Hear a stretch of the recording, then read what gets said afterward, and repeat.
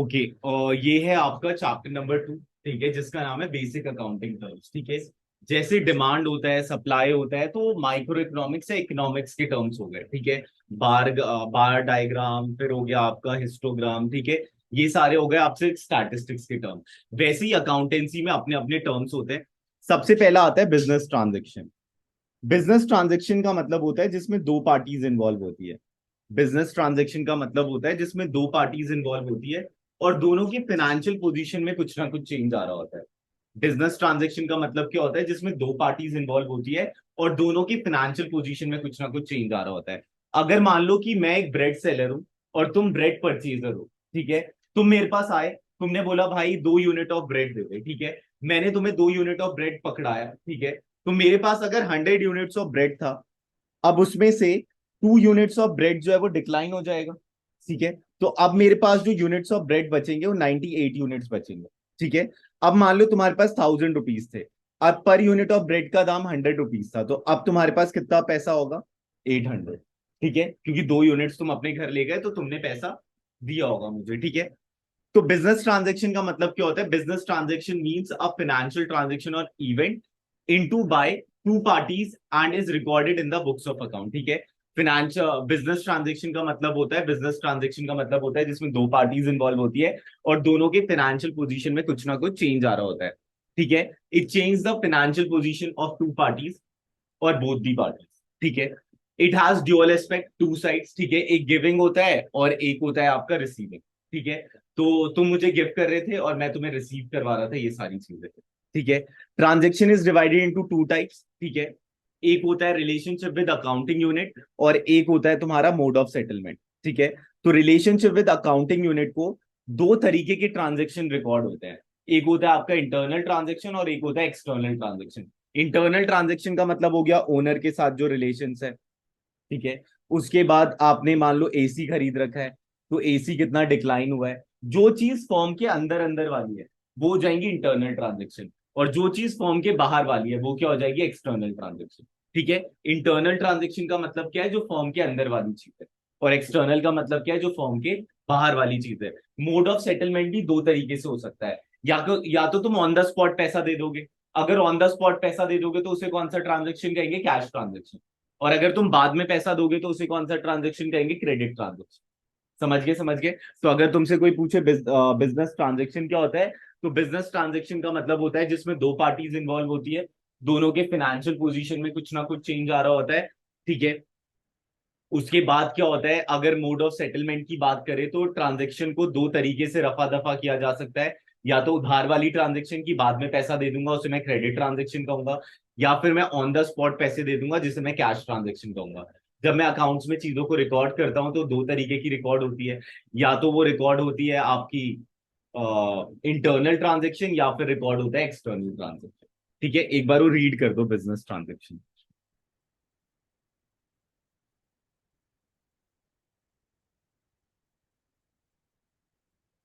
इसकी वैल्यू, तो हम उस वैल्यू डिक्लिनेशन को ना अकाउंट्स में रिकॉर्ड कर रहे हो। तो जो भी अंदर वाले ट्रांजेक्शन होते हैं, जैसे कि मान लो एसी की वैल्यू भी डिक्लाइन हुई होगी, प्रिंटर की भी वैल्यू डिक्लाइन हुई होगी, सोफे की भी वैल्यू डिक्लाइन हुई होगी, ओनर ने पैसा लगाया है तो ओनर के पैसे पे हम इंटरेस्ट भी देते हैं। ठीक है, तो ये सारी चीजें ना इंटरनल होती है, ओनर से रिलेटेड चीजें और फॉर्म के अंदर जितना भी एसेट पड़ा है। ठीक है, इसे हम इंटरनल ट्रांजेक्शन कह देते हैं। और जो आउटसाइडर से हमारा रिलेशन है उसे हम एक्सटर्नल ट्रांजेक्शन कह देते हैं। ठीक है, तो दो तरीके के ट्रांजेक्शन रिकॉर्ड होते हैं कंपनी बुक्स के अंदर। ठीक है, एक इंटरनल ट्रांजेक्शन और एक एक्सटर्नल ट्रांजेक्शन। इंटरनल ट्रांजेक्शन जो विद इन द ऑर्गेनाइजेशन हो रहा है, एक्सटर्नल ट्रांजेक्शन जो आउटसाइड द ऑर्गेनाइजेशन। ठीक है, चलो अब नेक्स्ट पे आते हैं। नेक्स्ट है आपका अकाउंट। अकाउंट मतलब होता है जहां पर तुम चीजों को रिकॉर्ड करते हो। अगर मान लो मैं कह रहा हूँ एसी अकाउंट, तो एसी अकाउंट में बस एसी की बात होगी। अगर मैं कह रहा हूँ सोफा अकाउंट, तो सोफा अकाउंट में बस सोफा की बात होगी। अगर मैं कह रहा हूँ सैलरी अकाउंट, तो सैलरी की बात होगी। अगर मैं कह रहा हूँ राहुल अकाउंट, तो राहुल की बात होगी। ठीक है, अगर मैं कह रहा हूँ रजिस्टर अकाउंट, तो रजिस्टर की बात होगी। ठीक है, तो account is a summarise record of transaction relatively to a particular head of one place. ठीक है, जैसे तुमने बोला क्लास 7, तो सेवेंथ की बात हो रही हो। ठीक है, अगर तुम कह रहे हो क्लास 7th A, तो 7th A की बात हो रही होगी। ठीक है, तो अकाउंट मतलब क्या होता है? जहां पर चीजों को रिकॉर्ड करते हैं और उसके स्पेसिफिक स्पेसिफिक अकाउंट बन रहे होते हैं। जैसे बैंक अकाउंट ले लो, तो बैंक अकाउंट में हर इंडिविजुअल का अलग अलग अकाउंट होगा, ठीक है, तो उसे हम अकाउंट कहते हैं। ठीक है, ये समझ गए? ओके, अकाउंट एक बार रीड कर दो, फिर कैपिटल की बात करते हैं।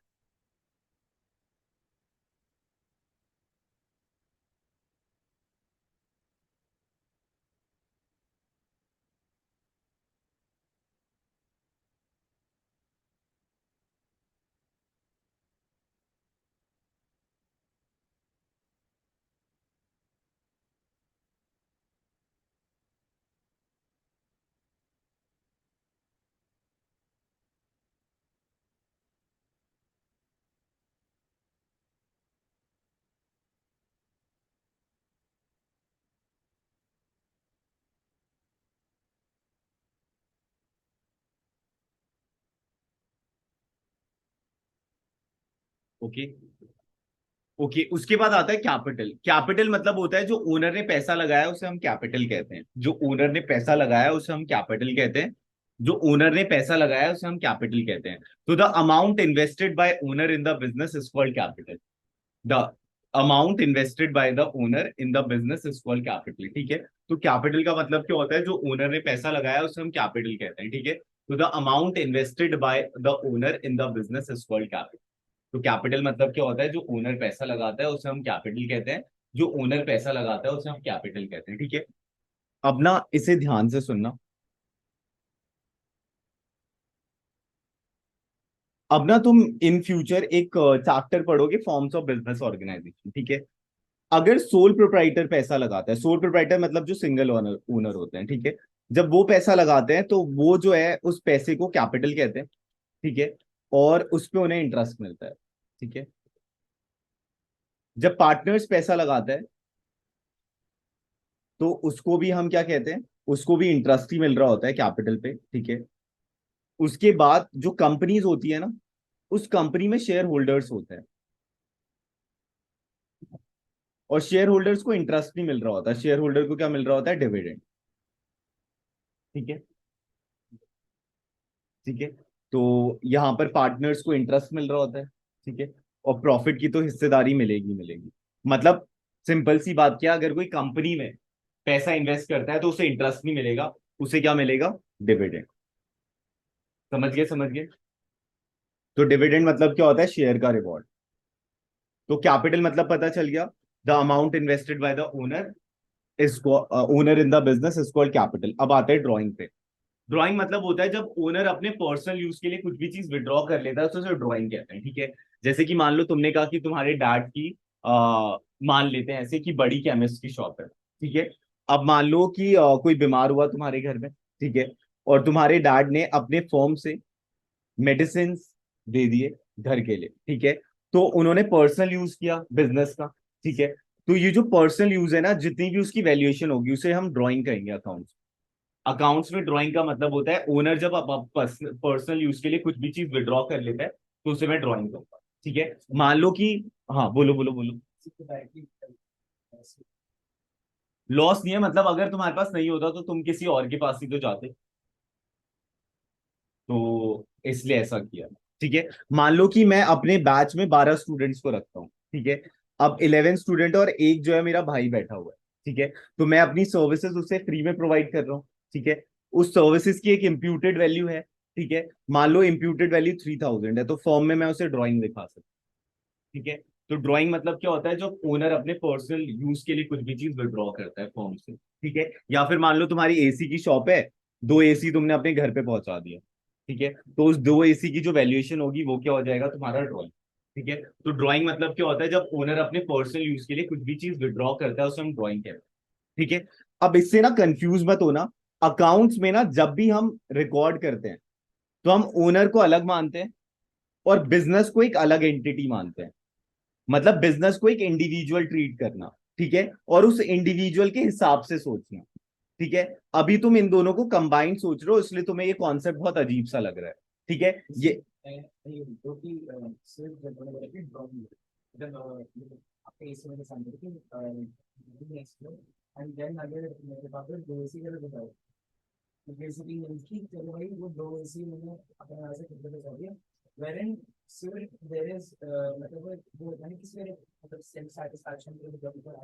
आज बहुत जल्दी तो बता देता हूँ कि अब ना रहेगा करके for the fact that मैं अपने दोस्त के घर पे गया ये हॉस्पिटल में ही इस अपने बेड पर पोस्ट सीने एसी मतलब जोन को मेरे को है मेरे एसी का है लेकिन मैं फॉर माय बेनिफिट और फॉर माय सेटिस्फैक्शन मैं अपने एसी के वाले घर पे मतलब उसको मैं रेफर कर रहा हूँ एज वेल बस रादर मुझे ड्राइंग मुझे तो ड्राइंग भी है तो फिर भी से मतलब ये भी तो मुझे लॉस हो गया मतलब हाँ, लॉस है तो उस लॉस का नाम हमने क्या रख दिया है, ड्राइंग। ठीक है, और इससे ओनर की कैपिटल कम हो जाती है। मतलब मान लो ओनर की कैपिटल अगर 5 लाख थी या 50 लाख थी, अब दो एसी का कॉस्ट मान लो 1 लाख है, तो अब ओनर की जो कैपिटल है वो 49 लाख है। ठीक है, अब इसके भी अलग अलग क्लॉजेज है, ठीक है, जो इन फ्यूचर पढ़ोगे। तो ड्राइंग समझ आ गया। ठीक है, उसके बाद आता है लाइबिलिटी। लाइबिलिटी मतलब होता है उधार। ठीक है, ये वर्ड तो तुमने सुना होगा। ठीक है, तो liability, liability means amount owed by the business. ठीक है, कि बिजनेस ने कमिट किया है कि हाँ भाई मैं तुझे इन फ्यूचर दूंगा। ठीक है, अब दो टाइप के लाइबिलिटी होते हैं, इंटरनल लाइबिलिटी होता है और एक एक्सटर्नल लाइबिलिटी होता है। ठीक है, इंटरनल लाइबिलिटी का मतलब होता है कैपिटल। ठीक है, मतलब इस केस में तुम्हें इंटरनल लाइबिलिटी बस कैपिटल मानना है। इंटरनल लाइबिलिटी का मतलब क्या होता है, कैपिटल। इंटरनल लाइबिलिटी का मतलब क्या होता है, कैपिटल। ठीक है, अभी इस क्लास के डोमेन में तुम ये मानना कि इंटरनल लाइबिलिटी है मतलब कैपिटल। ठीक है, एक ही बंदा तो जो है जो इंटरनली, हम जिसके उतने बियॉन्ड लाइबल नहीं है जितने एक्सटर्नल वालों के। ठीक है, एक्सटर्नल मतलब आउटसाइडर्स के। ठीक है, अब एक्सटर्नल लाइबिलिटी को ना दो में डिवाइड कर रखा है। एक होता है तुम्हारा करंट लाइबिलिटी और एक होता है तुम्हारा नॉन करंट लाइबिलिटी। वो उधार जो तुम 1 साल के अंदर अंदर चुका दोगे वो करंट लाइबिलिटी है। ठीक है, मतलब विद इन 12 मंथ्स अगर किसी उधार को चुका दोगे तो करंट लाइबिलिटी। ठीक है, विद इन 12 मंथ्स अगर किसी को उधार को चुका दे रहे हो तो वो क्या है, करंट लाइबिलिटी। और नॉन करंट लाइबिलिटी क्या है, जिसे चुकाने में 1 साल से ज्यादा लगता है। ठीक है, जिस उधार को चुकाने में 1 साल से ज्यादा लगे वो नॉन करंट लाइबिलिटी, और जिस उधार को चुकाने में 1 साल से कम लगे या 1 साल लगे वो करंट लाइबिलिटी है। समझ गए, समझ गए। चलो इतना पढ़ लो जरा, उसके बाद नेक्स्ट पे आते हैं।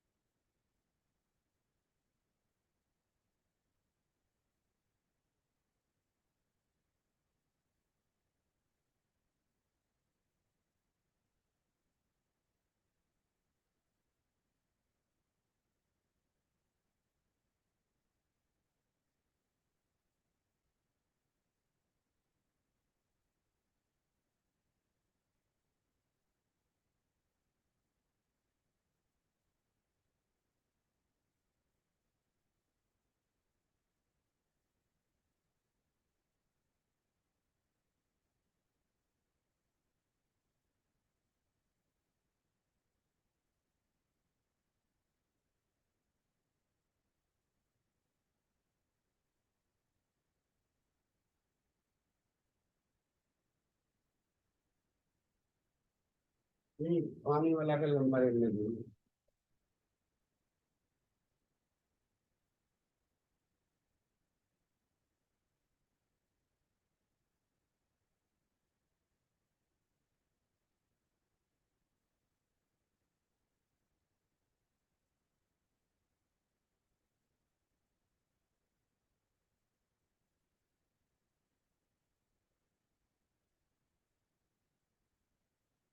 ऑपरेटिंग साइकिल का समझ 12 मंथ्स में।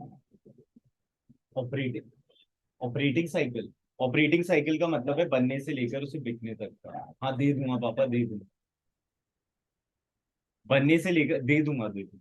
बनने से लेकर उसे बिकने तक का जो टाइम है।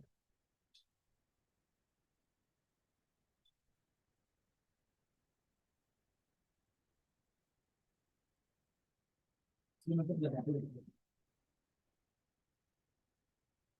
तो ये अभी ये मानो इस क्लास के डोमेन में कि जो उधार तुम 12 मंथ्स के अंदर अंदर दे दोगे वो आपका है करेंट लायबिलिटी, और जिस उधार को चुकाने में 1 साल से ज्यादा लग रहा है वो नॉन करेंट लायबिलिटी। जैसे करंट लायबिलिटी के लिए हम बताया कंपनी में कराते थे। इसलिए मतलब इसके चार मतलब बेसिक क्राइटेरिया मतलब कि अगर जैसे कोई भी टिक करता है तो वो करेंट लायबिलिटी, इनमें से एक तो बड़ा वैसा बेसिक है कि अगर वो ट्रेडिंग के पर्पज से भी है तो भी वो करंट लायबिलिटी। लायबिलिटी।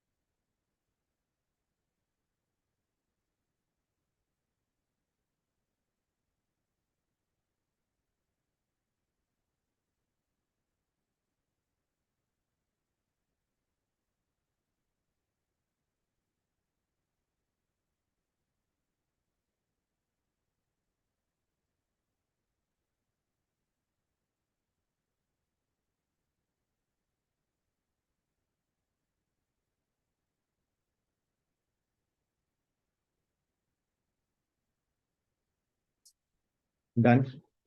फिर आप एक बार टैंजिबल और इनटैंजिबल में अपनी बात हाँ वही आ रहा है एसेट्स। एसेट्स अब आएगा, ठीक है। एसेट्स मतलब होता है अपनी चीज, ठीक है। एसेट मतलब होता है अपनी चीज, ठीक है। तो an asset is a property or a legal right owned by a business to which money value can be attach, ठीक है। अब एसेट को अगर मैं क्लासिफिकेशन की बात करूं ना तो एसेट्स को हमने तीन में डिवाइड कर रखा है। Non current assets, current assets and fictitious assets. अब नॉन करेंट एसेट्स वो एसेट्स होते हैं जो 1 साल से ज्यादा चलते हैं, ठीक है। और जो कंपनी है या फिर जो भी फॉर्म है उसने उसे रीसेल पर्पस के लिए नहीं लिया, ठीक है। तो non current assets are those asset which are held by a business from a long term point of view. They are not held with a purpose to resale but are held either for investment और to facilitate business operation.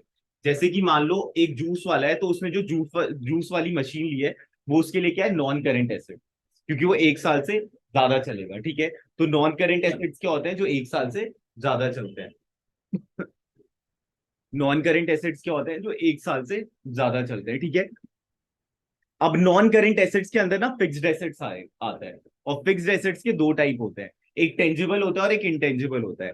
Tangible मतलब क्या होता है, जिसे तुम touch कर सकते हो। और इंटेंजिबल क्या होता है, जिसे तुम टच नहीं कर सकते। टेंजिबल क्या होता है, जिसे तुम टच कर सकते हो और वो 1 साल से ज्यादा चलेगा, ठीक है। और इंटेंजिबल क्या होता है, जिसे तुम टच नहीं कर सकते लेकिन उसकी वैल्यू होती है। रोनाल्डो का केस याद है कि उसने पेप्सी को नीचे रखकर बॉटल ऊपर रख दी, उसकी वजह से क्या हुआ था, पेप्सिको का मार्केट कैप डाउन हो गया था, ठीक है। तो एक इंटेंजिबल वैल्यू जो है, एक ब्रांड की वैल्यूएशन डाउन कर दी उसने, ठीक है। ये कर कर, ठीक है। तो इंटेंजिबल एसेट्स में और क्या आता है, पेटेंट आता है, ठीक है। इनोवेशन आते हैं जिसे आप टच नहीं कर सकते लेकिन उनकी एक वैल्यू अटैच है, ठीक है। और टेंजिबल क्या होते हैं जो 1 साल से ज्यादा चलते हैं, ठीक है। और वो आपने पहला पर्पस तो ये होना चाहिए कि वो रीसेल पर्पस के लिए ना हो, और दूसरा पर्पस ये होना चाहिए वो 1 साल से ज्यादा चले। समझ गए, समझ गए। तो वो टेंजिबल एसेट्स है, ठीक है। एक बार इतना पढ़ दो जरा करंट एसेट्स से ऊपर ऊपर तक।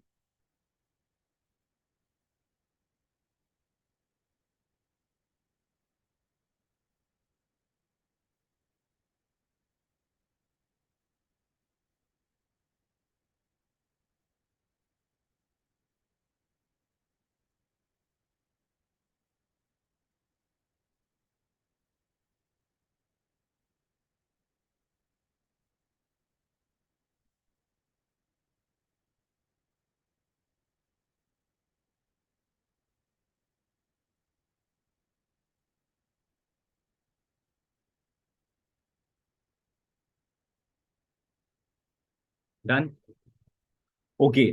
अब आता है तुम्हारा करंट एसेट्स। करंट एसेट्स वो एसेट्स होते हैं जो एक साल के अंदर कैश में कन्वर्ट होते हैं। करंट एसेट्स वो एसेट्स होते हैं जो एक साल के अंदर कैश में कन्वर्ट हो जाए। करंट एसेट्स वो एसेट्स होते हैं जो एक साल के अंदर कैश में कन्वर्ट हो जाए, ठीक है। तो करंट एसेट्स कौन सा एसेट होता है? करंट एसेट्स वो एसेट्स होता है जो एक साल के अंदर कैश में कन्वर्ट हो जाए, ठीक है। तो current assets are those asset which get in cash within an accounting period, ठीक है। तो करंट एसेट्स का मतलब क्या होता है? करंट एसेट्स वो एसेट्स होते हैं जो एक साल के अंदर कैश में कन्वर्ट हो जाए। जैसे कि मान लो इलेक्ट्रिसिटी हो गया, तो इलेक्ट्रिसिटी को मैं कंज्यूम कर रहा हूँ, ठीक है, लेकिन उससे मैं कुछ जनरेट भी तो कर रहा हूँ। मैं अपनी सर्विसेज जनरेट कर रहा हूँ। जैसे गन्ने वाला है, ठीक है, वो गन्ना क्यों लाया है? गन्ना वो लाया है, गन्ने का जूस बनाएगा और उसके बाद तुम्हें दे देगा और उससे फिर कैश में कन्वर्ट हो जाएगा, ठीक है। तो करंट एसेट्स क्या होते हैं जो एक साल के अंदर कैश में कन्वर्ट हो जाते हैं? करंट एसेट्स क्या होते हैं जो एक साल के अंदर कैश में कन्वर्ट हो जाते हैं? करंट एसेट्स क्या होते हैं जो एक साल के अंदर कैश में कन्वर्ट हो जाते हैं? एक बार रीड कर लो जरा।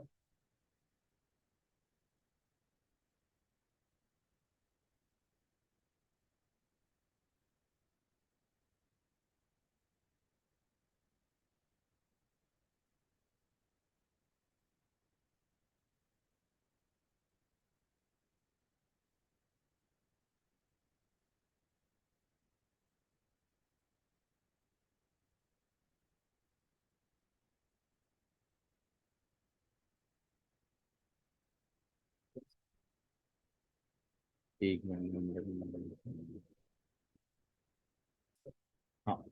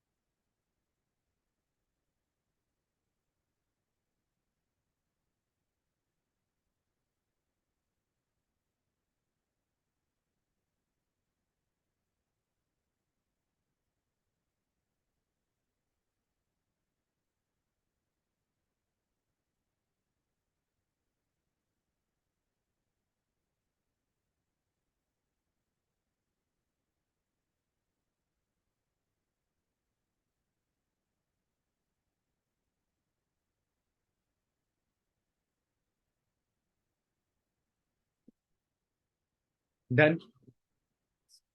अब आता है फिक्सिशियस एसेट्स। फिक्सिशियस एसेट्स वो एसेट्स होते हैं जो टेंजिबल भी नहीं होते ना इंटेंजिबल होते हैं। फिक्सिशियस एसेट्स वो एसेट्स होते हैं जो टेंजिबल भी नहीं होते ना इंटेंजिबल होते हैं। फॉर एग्जाम्पल, अगर मान लो बाईजूस ने शाहरुख खान को ब्रांड एम्बेसडर रख रखा है, ठीक है। बाईजूस ने तो एक बार इन्वेस्ट कर दिया शाहरुख खान पे, शाहरुख खान ने वीडियो बना के दे दी, ठीक है। अब शाहरुख खान ने तो एक बार पेमेंट ले ली होगी ना, लेकिन जो उसका फायदा होगा वो तो बियॉन्ड एक साल चलेगा, ठीक है। उसी टाइम तो नहीं हो जाएगा ना कि वीडियो देखा और सबने सब्सक्राइब मार दिया, ठीक है। धीरे धीरे सब्सक्राइब मारेंगे, ठीक है। तो ये ऐसे जो एक्सपेंडिचर होते हैं उसे हम डेफर्ड रेवेन्यू एक्सपेंडिचर कहते हैं, या फिर हम इसे कह सकते हैं आपका फिक्सिशियस एसेट। क्योंकि अगर तुम किसी पे खर्च करते हो तो आपका एसेट बिल्डअप होता है, ठीक है। तो ऐसे खर्चे कौन से एसेट्स कहलाते हैं? फिक्सिशियस एसेट, जो कि ना टेंजिबल होते हैं ना इंटेंजिबल होते हैं। मान लो शेयर मैंने इशू कर दिया, पेटीएम ने शेयर इशू किया, तो पेटीएम ने सीए को पैसे दिए होंगे, सीएस को पैसे दिए होंगे, अलग अलग और भी ब्रोकर्स को पैसे दिए होंगे जिससे कि उनका शेयर बिक जाए, ठीक है। तो ऐसे जो खर्चे होते हैं उसे हम कौन सा खर्चा कहते हैं? फिक्सिशियस एसेट, ठीक है। एक बार रीड कर लो सर।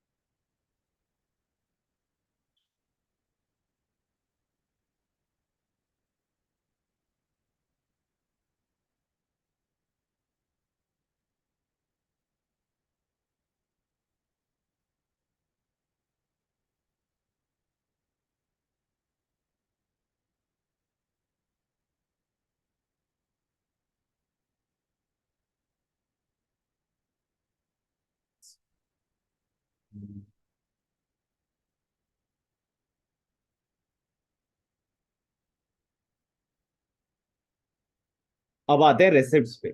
रेसिप्ट्स मतलब होता है पैसा मिलना। रेसिप्ट्स मतलब क्या होता है? पैसा मिलना, ठीक है। रेसिप्ट्स मतलब क्या होता है? पैसा मिलना, ठीक है।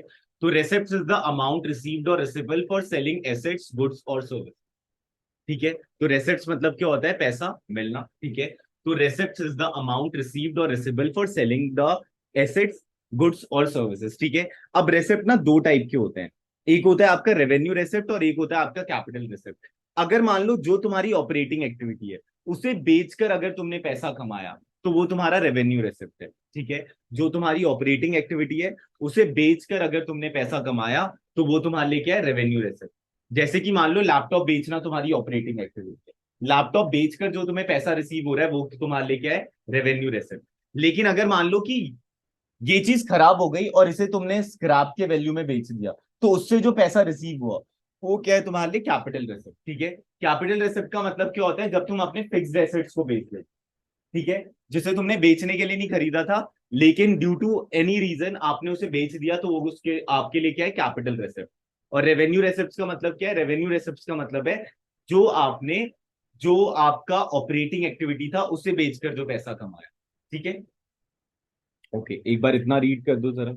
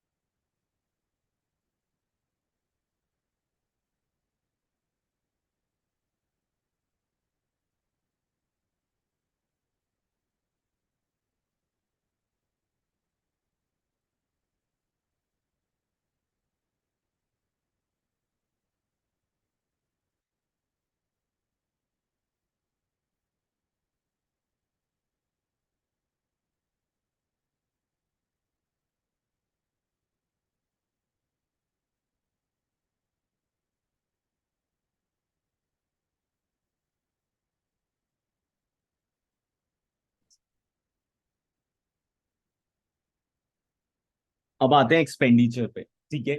एक्सपेंडिचर मतलब होता है खर्चा, ये तो सबको पता है, एक्सपेंडिचर मतलब होता है खर्चा।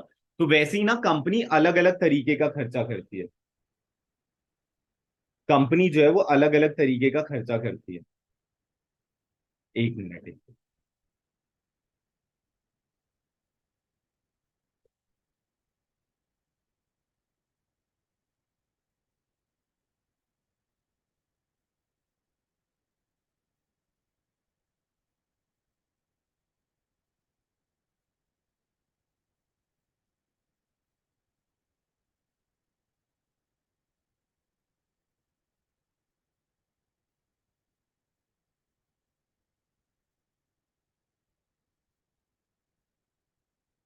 Expenditure is the amount spend or liability incurred for acquiring assets, goods or services, ठीक है। तो एक्सपेंडिचर क्या होता है? एक्सपेंडिचर का मतलब होता है आपका खर्चा। अब एक्सपेंडिचर को तीन में कैटेगराइज कर रखा है। अगर मान लो कि आप जो खर्चा कर रहे हो वो रिकरिंग नेचर का, एक गोलगप्पे वाला अगर मैदा खरीद रहा है तो रेवेन्यू एक्सपेंडिचर है। अब देखो रेवेन्यू एक्सपेंडिचर, रेवेन्यू क्यों नाम रखा है? रेवेन्यू मतलब होता है जो इन टोटल पैसा रिसीव हो रहा है, ठीक है। जैसे कि मान लो मैं 20 रुपए का एक समोसा बेचता हूँ तो जो 20 रुपए रिसीव हो रहे हैं वो मेरे लिए रेवेन्यू, ठीक है। और इन टोटल जो पैसा रिसीव हो रहा है वो टोटल रेवेन्यू, ठीक है। अगर मान लो मैं ट्यूशन से 30,000 कमाता हूँ तो मेरा टोटल रेवेन्यू कितना हो गया? 30,000। पर बच्चा मैं 3,000 कमाता हूँ तो वो क्या हो जाएगा? मेरा रेवेन्यू, ठीक है। तो रेवेन्यू, टोटल रेवेन्यू, ठीक है। तो रेवेन्यू एक्सपेंडिचर का मतलब क्या होता है? उस बिजनेस को स्मूथली चलाने के लिए जो खर्चा आ रहा है वो रेवेन्यू एक्सपेंडिचर है। जैसे कि एक समोसे वाले के लिए मसाला क्या होगा? रेवेन्यू एक्सपेंडिचर, ठीक है। लेकिन वो जो पतीला है वो उसके लिए क्या होगा? Capital expenditure. कैपिटल एक्सपेंडिचर जो फिक्स्ड एसेट्स पे खर्चा हो रहा है। और रेवेन्यू एक्सपेंडिचर क्या होता है? जो उस बिजनेस को स्मूथली चलाने के लिए, मेरे लिए इलेक्ट्रिसिटी बिल क्या होगा? रेवेन्यू एक्सपेंडिचर, ठीक है। मेरे लिए सोसाइटी के वेलफेयर में देना क्या होगा? Revenue expenditure. मुझे अपने टीचर को सैलरी देना क्या होगा? रेवेन्यू एक्सपेंडिचर, ठीक है। एक बार रेवेन्यू एक्सपेंडिचर पढ़ लो।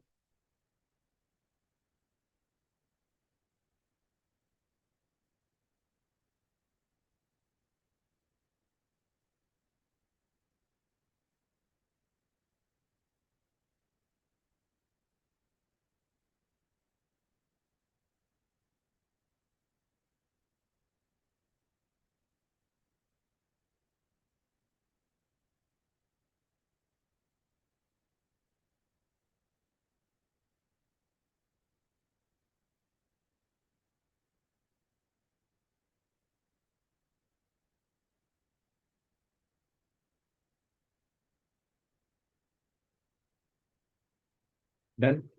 ओके, कैपिटल एक्सपेंडिचर भी हो गया।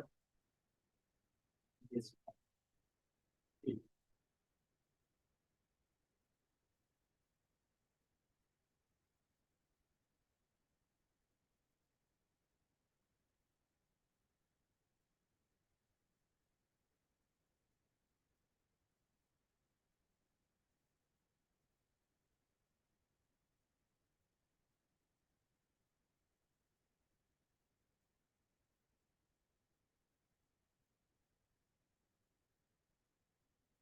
ओके, अब आते हैं आपका डेफर्ड रेवेन्यू एक्सपेंडिचर। डेफर्ड मतलब होता है कि बाद में, डेफर्ड मतलब होता है बाद में। रेवेन्यू एक्सपेंडिचर मतलब रेवेन्यू कमाने के लिए किया है, ठीक है।